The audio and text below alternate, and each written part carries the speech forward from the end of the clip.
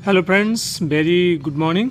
मैं हूं Om Prakash Patel, CM rise government higher secondary school Adhartal Jabalpur Madhya Pradesh से। 2 जनवरी 2023 को अभी आपका अर्धवार्षिक परीक्षा संपन्न हुई है और इसी के उपलक्ष्य में मैं आपसे आज ये अर्धवार्षिक एग्जाम का पेपर सॉल्व करने जा रहा हूं अंग्रेजी विषय का।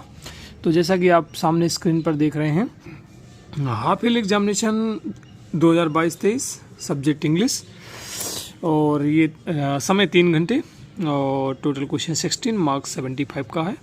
तो 4 सेक्शन है इसमें। सेक्शन ए की हम बात करने जा रहे हैं। 2 पैसेज होती हैं 5-5 नंबर की। तो पहली पैसेज हम सॉल्व करते हैं। चलिए आपके सामने। Read the following passage carefully and answer the questions given below it.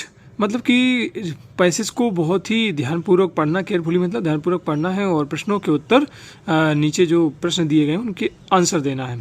तो तरीका ये होता है पैसेज सॉल्व करने का, जो हमारे सर लोगों ने हमको बताया कि, या कोई भी विद्वान जो लोग होते हैं वो कहते हैं कि सबसे पहले क्वेश्चन को आप पढ़िए।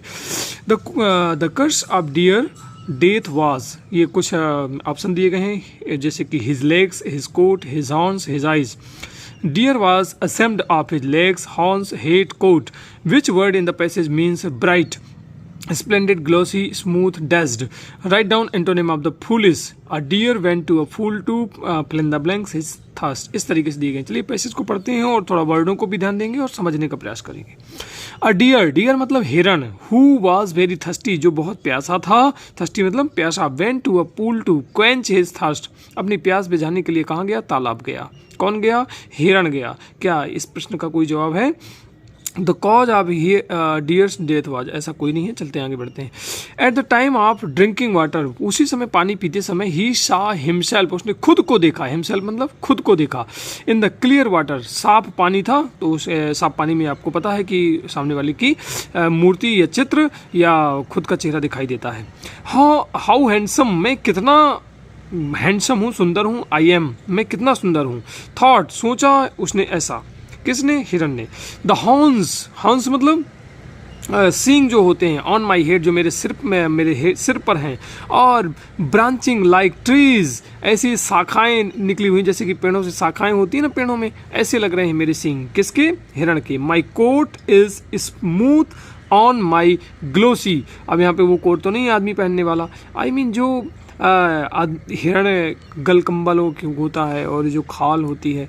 तो कहता है कि जो उसकी चमड़ी वगैरह है वो कैसी है? स्मूथ है। स्मूथ मतलब एक चिकनीपन जिसमें होता है। ऑन माई ग्लोसी, ग्लोसी मतलब चमकदार होना, चमकना, ब्राइट जिसको बोलते हैं। My eyes sparkle like stars, चमक रहे हैं। मतलब इस तारे कैसे होते हैं? टिमटिमाते हैं, जिसको शुद्ध शब्द बोल सकते हैं, टिमटिमाना।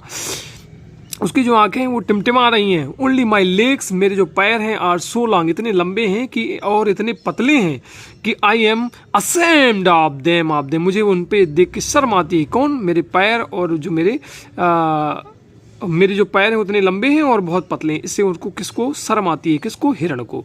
जस्ट देन ही, जैसे ही heard the sound of the forest, जैसे उसने जंगल की आवाज़ सुनी। हिज लॉन्ग, उसके लंबे, थिन और पतले पैर, बेरिंग हिम स्विफ्टली ऑन, तो जैसे उसने आवाज़ सुनी तो वैसे क्या हुआ? आगे की ओर दौड़ने का प्रयास करने लगे, तेजी से दौड़ने का प्रयास करने लगे। The forest grew, grew thicker, जो फॉरेस्ट है वो थिक मतलब एक प्रकार से ऐसे देखा जाए तो जैसे कि थिन मतलब पतला, और फिर थिकर जो आपने कंपैरेटिव डिग्री पढ़ी हो तो वो कैसे लगने लगे। At last he could not run on account of his branching horns, तो मतलब वो तेज़ दौड़ने लगा, इतना तेज़ दौड़ने का प्रयास करने लगा कि उसके जो पैर है ना वो भी बहुत पतले, दुबले पतले लगने लगे। क्यों? क्योंकि वो दौड़ने में तो उसे लगने कितनी जल्दी, जब जान के कोई पीछे पड़ जाता है तो ऐसा लगता है कि हम कितनी जल्दी भागें। सोचिए, तो इसी तरह हिरण भी जैसे आवाज़ उसने सुनी तो अपने आप को सोच रहा कि कितनी जल्दी मैं भाग जाऊं।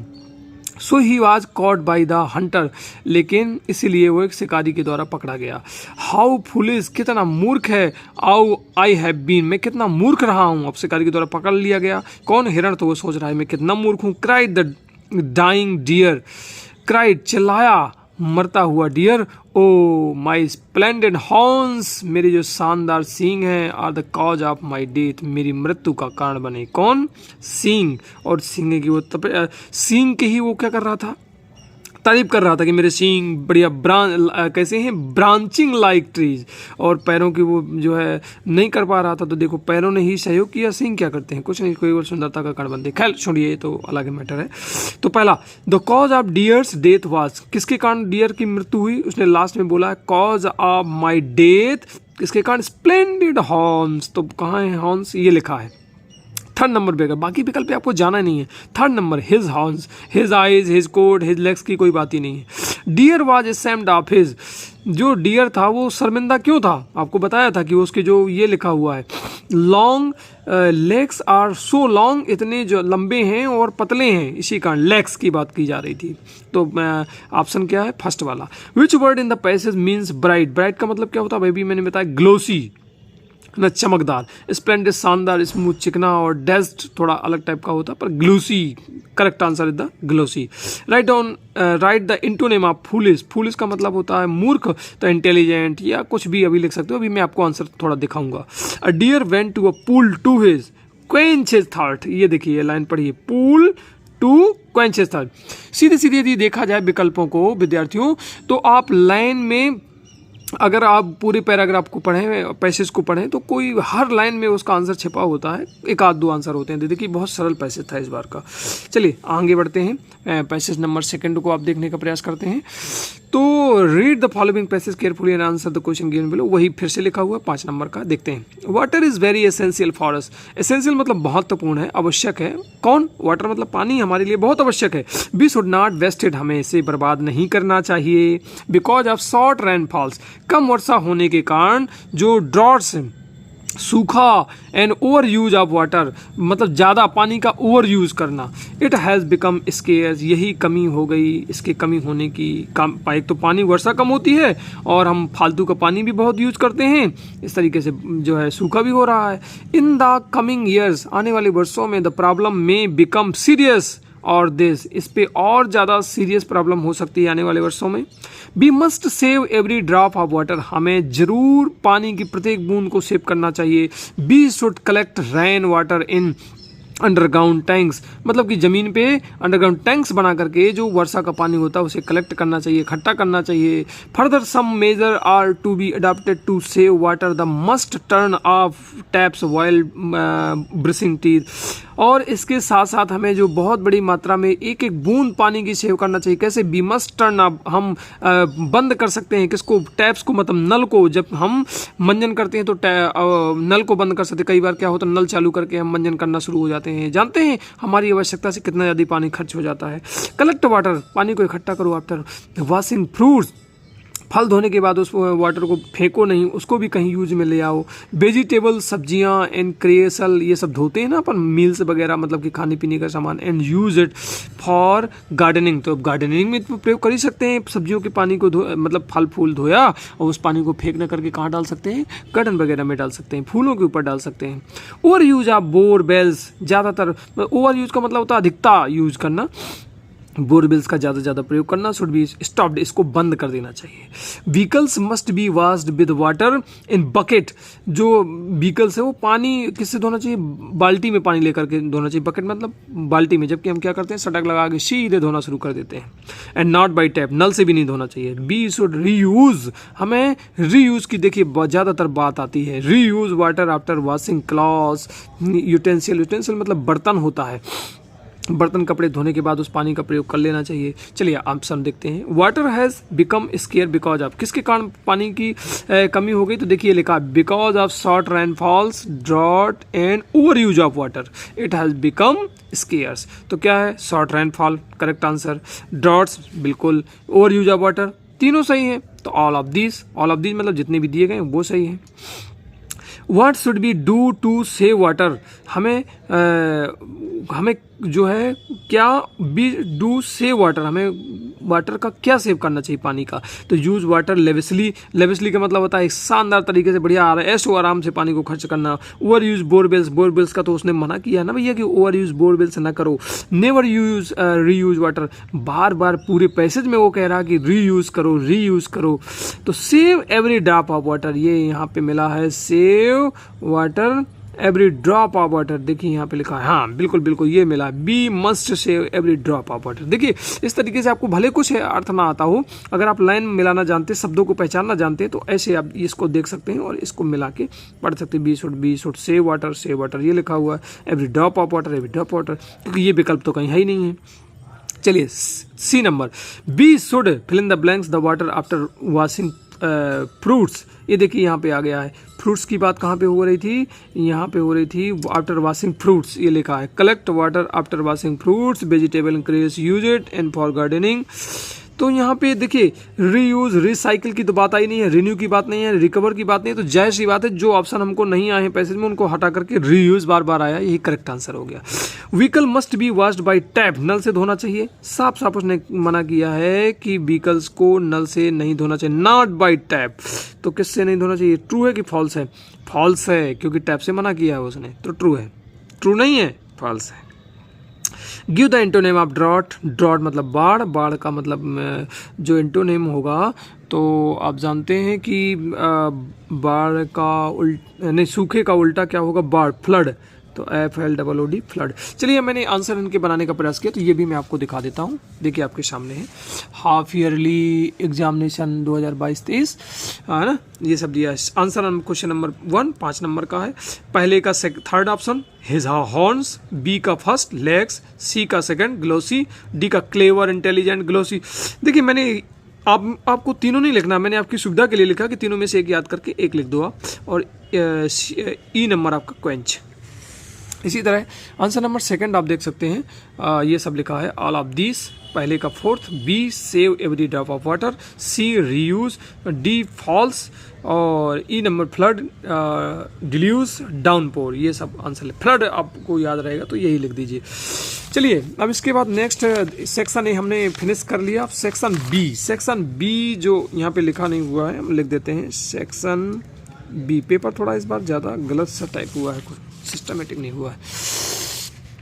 चलिए सेक्शन बी, तो read the following passage carefully and answer the questions given below it, मतलब क्या ये कह रहा है, हाँ, तो इस बार इसने पैसे दिया है और कह रहा है कि जो आंसर नीचे दे दिए हैं, जबकि नोट्स मेकिंग बनाने के लिए ऐसा नहीं देता। तो on the basis of your reading of the above passage and make notes on it, notes बनाना है यूजिंग अब्रिविएशन। आप यदि आवश्यकता हो तो अब्रिविएशन भी यूज कर सकते हो। अब्रिविएशन भी कई प्रकार से बनाते हैं, कभी कोई वावेल्स हटा देते हैं, कहीं कोई लास्ट और बीच का वर्ड हटा देते हैं, ऐसा कुछ। गिव सुटेबल टाइटल टू, और सुटेबल टाइटल देना, तो मैंने एक प्रयास किया है, आप देख सकते हो सक्सेस पे है। इस पे बनाने के लिए कुछ नहीं करना पड़ता है विद्यार्थियों, सीधी सी बात है। अगर कभी मैं विस्तार में चर्चा करूंगा तो आपसे बताऊंगा। देखिए सबसे पहले उसने लास्ट में वो बनाने के लिए दिया है कि भाई आप लास्ट में टाइटल दो, तो मैंने कुछ शब्द छांट लिए, जैसे बॉडी फिट। अब देखना, अभी मेरे ये देखने के बाद अब देखना, मैंने उसी पैसे से ये शब्द छांटे हैं। बॉडी फिट मैंने फिर 1.1 1.2 कर दिया, अवॉइड 1.2.1 2. फिर बिहाइंड 3.1 3.2, टाइटल मैंने सक्सेस डाल दिया है, आप देख रहे हो, ये है टाइटल सक्सेस। क्यों? क्योंकि ये जो पैसेज है पूरी सक्सेस पे डिपेंड है। मैं आपको एक बार पढ़ के सुना देता हूँ। Success is your life depends largely on good health, जो सफलता है वो आपकी लाइफ जिंदगी पे डिपेंड करती है बहुत ज़्यादा मात्रा में गुड हेल्थ। अच्छा हेल्थ होगा तभी तो कुछ कर पाओगे भाइयों। कीप योर बॉडी फिट, अब बाई क्लीननेस, साफ सफाई से अपनी बॉडी को फिट कर सकते हो। शुद्ध हवा लीजिए, regular habits and suitable recreation, है ना, मतलब एक नई नई चीज़ों को कीजिए। अवॉइड एनीथिंग, कुछ चीज़ों को अवॉइड कीजिए, मतलब दूर रहिए उनसे। दैट विल सैप, जो आपको धीरे धीरे बर्बाद करती हैं, आपकी शक्ति को कमज़ोर करती हैं। सैप का मतलब कमज़ोर करना धीरे धीरे। Smoking your youth stunts the body, जो स्मोकिंग वगैरह होती है ये आपके लिए बहुत बुरी होती है। एंड क्लाउड्स द ब्रेन, और ब्रेन को क्या करती है, बर्बाद करती है। Be temperate in all things and because of drinking above all your character is a priceless position, और करेक्टर को भी एक प्रकार से अलग तरीके से अब देखते हैं लोग बाग। Therefore keep it untarnished. इसलिए जो है अपने आप को कैसा रखो, एकदम ठीक ठाक रखो। Be truthful in all things, हम कैसे बने, ईमानदार बने कुछ चीज़ों के प्रति, कटियस व्यवहारिक बने, इन कंसिडरेट टू एवरीबडी, सब व्यक्ति को एक माने, सभी को रिस्पेक्ट दें। फेयर टू योर राइवल्स, और कैसे रहें, जो हमारे प्रतिद्वंदी हैं उनके प्रति भी फेयर रहें। Be kind and helpful to all, हम दयालु रहें और दूसरों की मदद करें। Who are weak and suffering, जो कमज़ोर हैं और जो बेचारे पीड़ित हैं। अवॉइड गैम्बलिंग, जुआ से दूर रहें किसी भी तरीके से, चाहे जिस प्रकार का जुआ हो, यानी कि वो ताश की गड्डी उठा लिया वही जुआ है, नहीं, किसी प्रकार के जुआ से। It is mean game trying to get something for nothing at other people expense, books and with competitions calculated to exercise over you influence for good. कह रहा है कि कुछ ना कुछ बढ़िया सा कोशिश करते रहो दूसरों की ज़िंदगी में कुछ अच्छा करने के लिए। ऐसा कुछ ना करो कि जिससे लोगों को एक्सपेंस ज़्यादा हो, परेशानी हो, है ना। तो इस पे पैसेज है। फिलहाल अब देखिए कितनी लाइन है, 1 2 3 4 5 6 7 8 लाइन है। तो 2 लाइन से आप एक एक शब्द छांट करके कोई भी जो आपकी चीज़, जैसे अवॉइड में हमने लिखा, ये देखिए अवॉइड आपको सामने दिख रहा है। Avoid anything that will you SAP your strength, जो आपकी शक्ति को बर्बाद करता हो। स्मोकिंग इन योर यूथ, तो ये मैंने अवॉइड के लिए कर दिया कि ये हटा देना है। फिर बॉडी फिट के लिए क्या करना, बाई क्लीननेस, फ्रेश एयर। देखिए मैंने बॉडी फिट यहीं से मैंने ले लिया, ये बॉडी फिट, और यहीं से मैंने ले लिया फ्रेश एयर, रेगुलर। मैंने कहीं अलग से कुछ नहीं किया, मतलब वहीं से 1 2 शब्द उठाना है, मैन बार बार पढ़ोगे तब आएगा, और वहीं से आपको कुछ शब्दों को पॉइंट में लिख देना है। और वो तब कभी आप कर पाएंगे जब आप पूरा पेपर उतारने के चक्कर में ना पड़ें, क्योंकि आपके पास अगर आंसर लिखेंगे तो पर्याप्त समय होगा, जैसा कि मैंने आपके सामने अभी रखा है। देखिए नोट्स लिख करके और ये छोटा सा बना दिया। चलिए आगे बढ़ते हैं। इसके बाद क्वेश्चन नंबर 4, इतना सरल पैटर्न है आपकी बार का कि ज़्यादा कुछ, पर इतना भी सरल नहीं कि बिल्कुल भी आप देखो ना, थोड़ी सा मेहनत करो 10-15 मिनट की, इतने में बात बन जाती है। देखिए जैसे आपके सामने अभी मैं क्वेश्चन नंबर 4 रख रहा हूँ, दिख रहा है मेरे ख्याल से, हाँ। You are Aman Tiwari studying in government, आप कहाँ पढ़ रहे हो, government school HS school Satna में पढ़ रहे हो। Write an application to your principal requesting, एक एप्लीकेशन प्रिंसिपल को लिखिए to use issue you character certificate को इशू करने के लिए। देखिए विद्यार्थियों, अमन तिवारी बन जाओ थोड़ी देर के लिए, स्कूल का नाम आपको याद करने की जरूरत नहीं, यहीं से लिख दो। प्रिंसिपल की स्पेलिंग ज़्यादातर बच्चे गलत करते हैं, ये लिखी हुई है, क्या दिक्कत है भाई, देखो सब मैंने यहीं से उतार दिया। ये देखिए अभी मैं आपको दिखा रहा हूँ, दिख रहा है। और आजकल एप्लीकेशन स्ट्रिक्ट में लिखते हैं, गाइडों में थोड़ा सा सही करने लगे हैं, हालांकि फिर भी मैं आपको बता दूं पुराना पैटर्न थोड़ा सा बदल गया। लोग बाग कह रहे हैं कि सीधे एकदम ऐसे लिखते चले जाओ। देखिए 2 के नीचे हमने द प्रिंसिपल लिख दिया, फिर government HS school Satna MP। हमने कहाँ से लिखा भाइयों, हमने ये लिखा, देखिए साथियों हमने यहीं से लिख दिया, ये लिखा हुआ है HS गवर्नमेंट स्कूल सतना, ठीक है। फिर सब्जेक्ट भी याद करने की कोई ज़रूरत नहीं भाई, ये लिखा हुआ है, देखिए ना, एन से उठा करके टू योर प्रिंसिपल हटा दो थोड़ी सा, और बस issue character certificate, an application to issue character certificate, थोड़ी बहुत काटना छाटना जान लो। फिर सब्जेक्ट के बाद रेस्पेक्टेड सर और madam, I beg to say that, मैं स्कूल का विद्यार्थी हूँ, मैं student of your school, I need character, कुछ नहीं बनता, एक लाइन याद कर लो, आई नीड करेक्टर सर्टिफिकेट, बस खत्म। Please issue me character certificate issue करने के लिए स्कूल लिविंग सर्टिफिकेट इशू शब्द होता है, और थैंकिंग यू योर सब्डेंटली या योर स्टूडेंट नेम, ये अमन तिवारी कहाँ से लिख लिया, क्योंकि वो क्वेश्चन में दिया है, ये हमने लिख दिया। 2 तारीख को आपका पेपर हुआ तो हमने लिख दिया। देखिए कितना सरल पैटर्न है।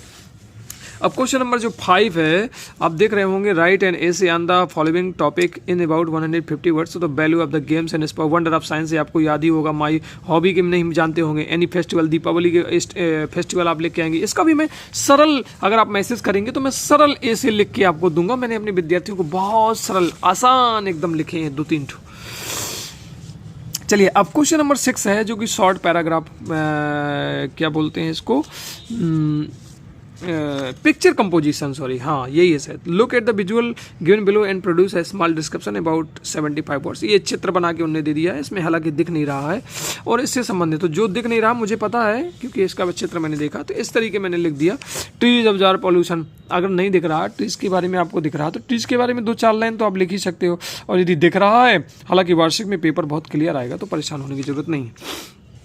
Trees absorb pollution from the air, trees make oxygen which be need to branch, trees सॉइस्ट, ये सब मैंने बना के लिख दिया है। आप ज़्यादा चाहें तो 2 4 6 लाइन कुछ नहीं करो, वहीं से आप उठा करके जो चीज़ लिखी है उसी को लिख दे तो आप 1 2 नंबर तो पॉसिबल होंगे, और ये ज़्यादा से ज़्यादा 3 नंबर का है, तो इसमें भी घबराने की बात नहीं। अब चलते हैं सेक्शन सी की बात करते हैं।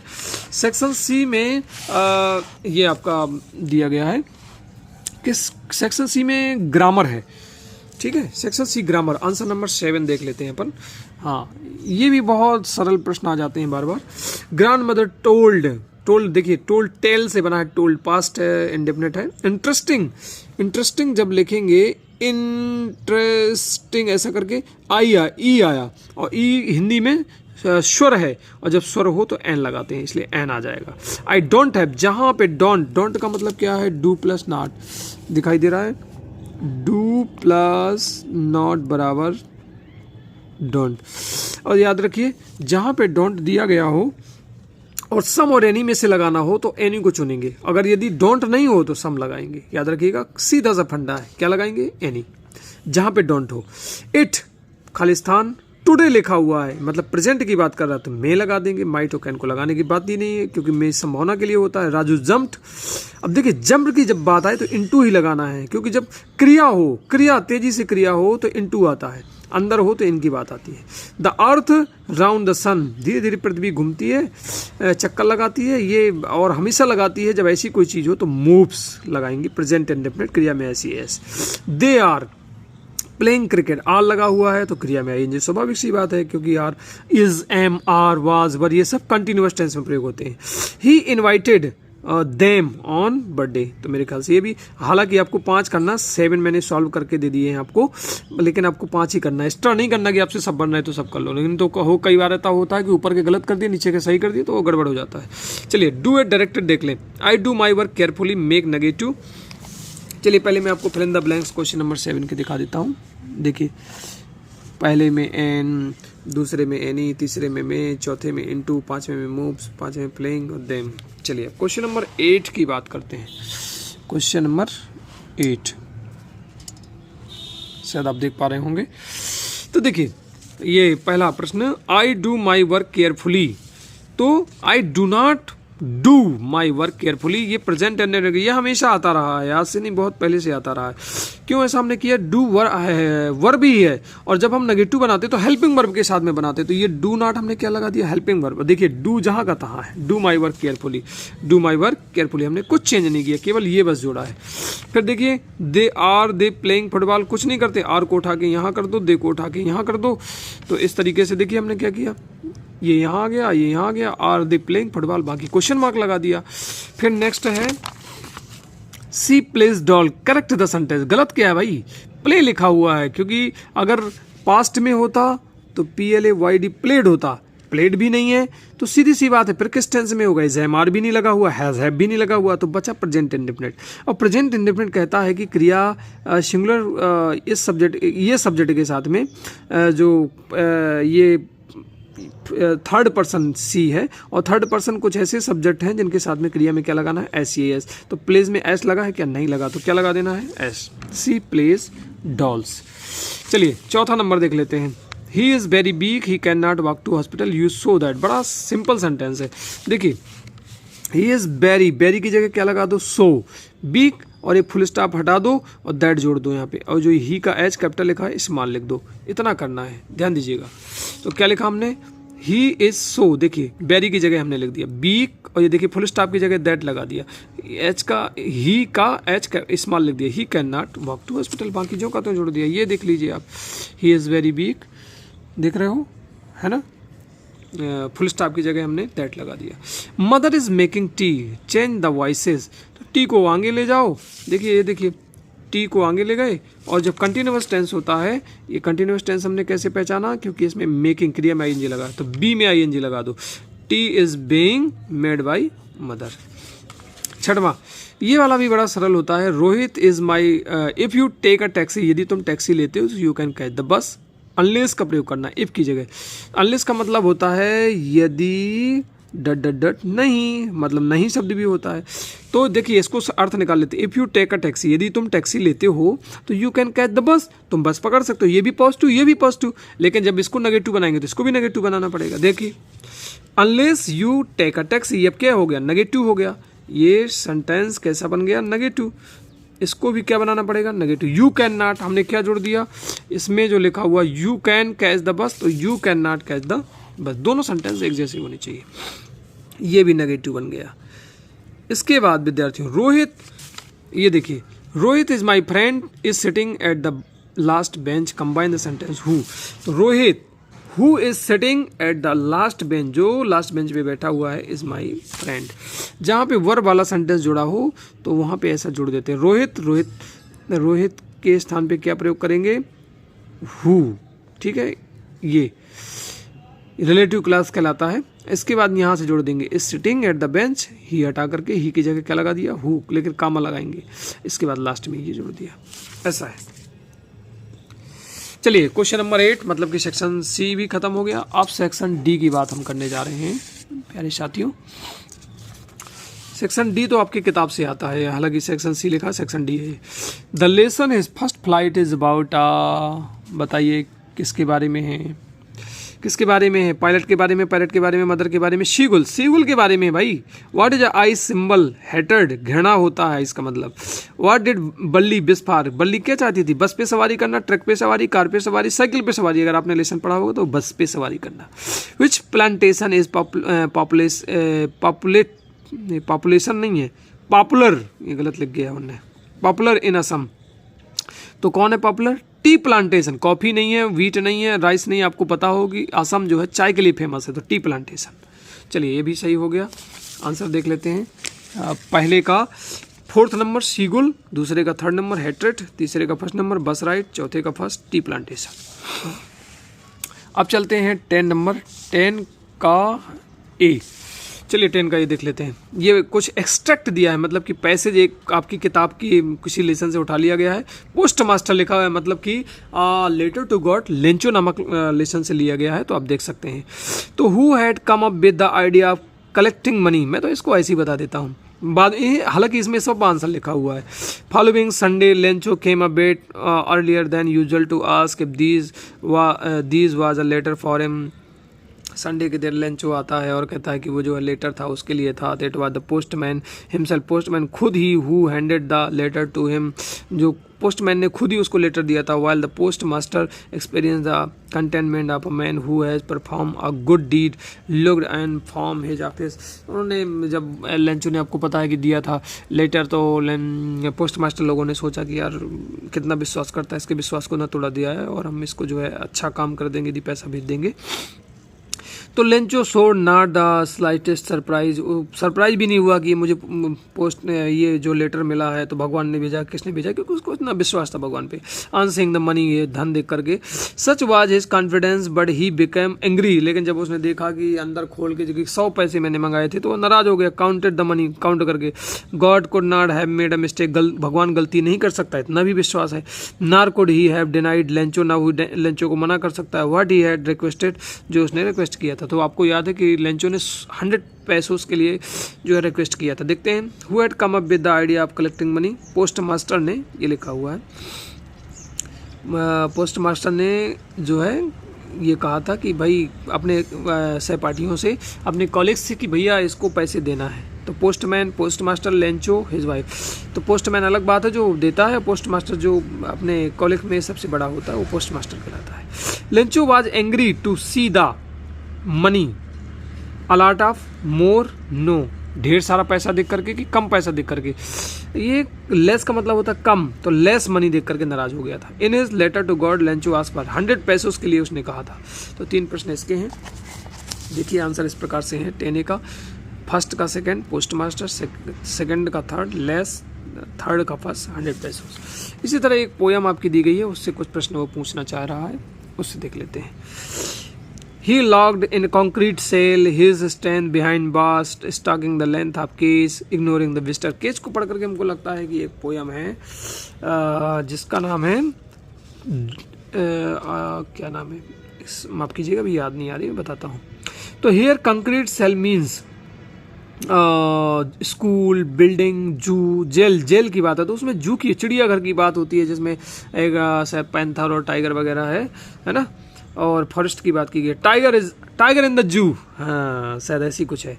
और टाइगर इज इन द, तो ये केज, पिंजड़े में था टाइगर, स्कूल में नहीं था, रोड में नहीं था, हाउस में नहीं था। तो करेक्ट आंसर है, पहले का क्या करेक्ट आंसर है, जू, और दूसरे का केज, केज मतलब पिंजड़ा। और तीसरे का प्रश्न नहीं दिया क्या, 3 का ये भी होता है, हालांकि मिस्टेक कर दिया उन्होंने, 3 का नहीं दिया, कोई बात नहीं, छोड़ देते।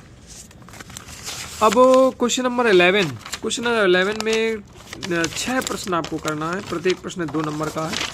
और क्वेश्चन नंबर 11 आपका, ये जो क्वेश्चन नंबर 11 है ये प्रोज सेक्शन से है। प्रोज मतलब जो आपकी कहानियाँ वगैरह या स्टोरी वगैरह उससे जो लेसन है। 6 प्रश्न करना है, जबकि इसमें 8 दिए गए हैं, 8 में से कोई 6 करना। मैंने सभी के आंसर किए हैं पर आप 6 ही करेंगे। देखिए जैसे कि Lencho field was totally destroy after the rain. आप देख पा रहे होंगे मैंने ये पहले का क्वेश्चन नंबर 11 में पहले का आंसर लिखा है, what happened to Lencho field after the rain. फिर what twins obligation does Mandela mention, नहीं मैंने पहले 3rd का कर दिया है, फिर ये 4th का कर दिया है। आपके पास पेपर होगा, आप मिला लेंगे। इसके बाद फिर मैंने एक बारी बारी से इनको सॉल्व किया है। 5th का आंसर मैंने आपके सामने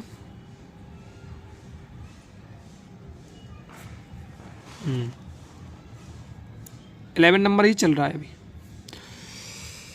5th का आंसर मैंने, फिर 6 का, फिर 8 का, इस तरीके से सारे आंसर मैंने देने का प्रयास किया है। क्वेश्चन नंबर 12 ये पोइट्री सेक्शन से है। पोइट्री मतलब कि जो आपकी बुक है फर्स्ट फ्लाइट, उसी से ही 2 भाग है, उसमें एक में कविताएं वगैरह, एक में कहानी, तो पोइट्री कहलाती है। तो पोइट्री से 2-2 नंबर के 2 प्रश्न करना है, एनी 2। हालांकि आपके सामने ये 3 प्रश्न शायद दे दिए हैं उसने। मैंने क्वेश्चन नंबर 12 का सबसे पहले कौन सा किया है, सेकंड का आंसर, फर्स्ट का आंसर। इसके बाद क्वेश्चन नंबर 13 में आपका दूसरी बुक है जो आपकी फुटप्रिंट्स विदाउट फीट, इसका मैंने पहले फर्स्ट कर दिया है। इसके बाद इस साइड मैंने सेकंड का आंसर दिया है, हरी सिंह वाला। सेकंड मतलब देख लीजिएगा पेपर में आपके दिया होगा। क्वेश्चन नंबर 14 फिर आपका जो है 3 नंबर का एक प्रश्न है, वो आपकी किताब से है, प्रोज से।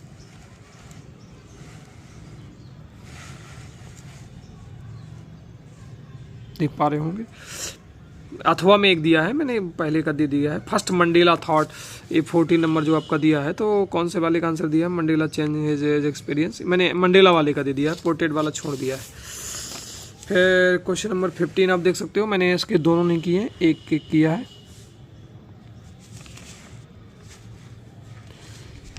क्वेश्चन नंबर 15, ये क्वेश्चन नंबर 15 मैंने कौन सा किया है, according to the poet. Question according to the poet पहले का ही ऊपर वाला कर दिया है, अथवा नहीं किया मैंने। और लास्ट क्वेश्चन नंबर 16,